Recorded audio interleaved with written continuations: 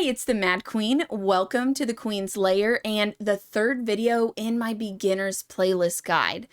If you do not know about the playlist, you can check that out on the main page of my YouTube, just in case you're viewing this video separately outside of it.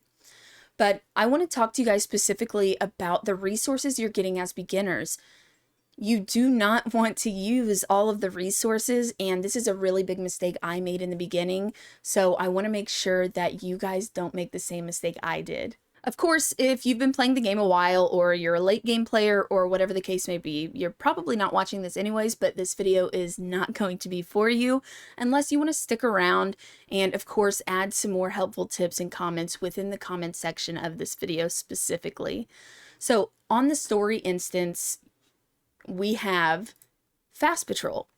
In the Fast Patrol, you start out with getting gold, XP for your heroes, and soul rubelites. These are going to help advance your heroes. You need these to advance them. As far as the XP, that's what you're going to put into the heroes to level them up, and gold, you're going to use that to also pay to level up your heroes and also do their gear and some other things within the game. As you start to progress through the game, you're going to start collecting more and more things in this Fast Patrol, and you're going to collect more per minute depending on how far you are into the story stages. You're also going to be able to get gear from here as well, which is kind of nice because gear is very limited in the beginning of the game and it's an additional help. Plus, later on, you can use it as well as XP to help level up other gear. The resource I really specifically want to talk to you guys about, it's going to be under the heroes. And it's not going to be unlocked until you have your hero ascended just a little bit more. But it's going to be exclusives. You're going to get materials for this section in the exclusives. They are called forging materials. There are purple ones, yellow ones, and red ones. Do not spend any of those in the early stages of the game. I cannot stress this to you enough, because although you can reset heroes if you are regretting putting resources into somebody or you want your resources back, you can reset them.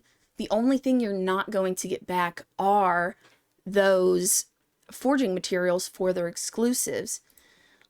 I made the mistake of leveling the wrong heroes too many times, and those are actually pretty hard to get a lot of, and I would say they are the rarest resource in the game just in general.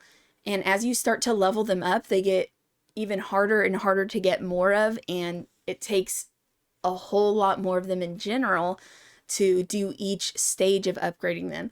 So whenever you get those, keep them. Hold on to them for quite some time, because you're going to want to focus on putting those into your heroes that are going to go into the late stages of the game. This game does make it pretty easy as well to get triple S heroes. If you don't know what those are like the legendaries in this game. They're the top tier heroes. You want to focus on putting all of your resources into the legendary heroes before you go, but into the triple S heroes. I'm calling them legendary. Before you focus on the other ones. I have like 1,000 or more of those specific resources that have been wasted into other heroes. If I would have not used them, of course I didn't know what I was doing in the beginning. I was just going through it, and I was like, I'm just figuring it out as I go. But it would be really beneficial for me to have those now to put into heroes that really need it. I'm not saying you need to wait until the end game or late game to use these, but you do want to make sure that you have a decent roster with one or two triple S heroes that you can start filtering those resources into. As far as non-triple S heroes, I will recommend when you get Serena, she is a hero that you can get from logging in. I'll go to my shards. You can see her here. She's an incredible healer. Well, she's an incredible unit in the game, and she's a healer. She is amazing at tanking and also keeping your entire team alive. When you get her, it is okay to sink a bunch of resources into her. It will pay off. You can use her, I mean, forever. As long as I'm concerned, up to this point, I'm doing all of the content in the game currently, and I can use Serena everywhere. Unless, of course, they do some kind of update or change to her, which would be awful because she's an amazing hero. And if you want to invest resources into a non-triple S hero that does damage, I would recommend that you go into Omar, either Omar or Sorietta, but I would put Omar first. The reason is because you're going to actually be able to use Omar for a longer period of time than Sorietta. Of course, you are going to be able to use Sorietta for a really long time, and Sorietta is going to be able to compete in the in-game or late-game stages of the dungeon content, but he starts to fall off in other places, whereas Omar is still really good and viable after that point. So I would recommend over the two to go ahead and invest in your Omar. You won't regret it.